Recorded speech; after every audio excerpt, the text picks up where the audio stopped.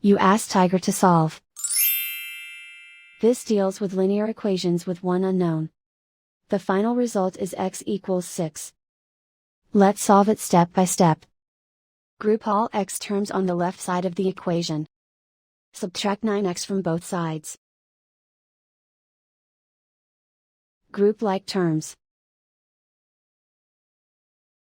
Simplify the arithmetic. Group like terms. Simplify the arithmetic. Group all constants on the right side of the equation. Subtract 7 from both sides. Simplify the arithmetic.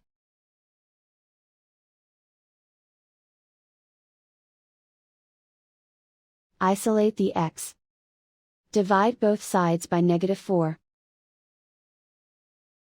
Cancel out the negatives.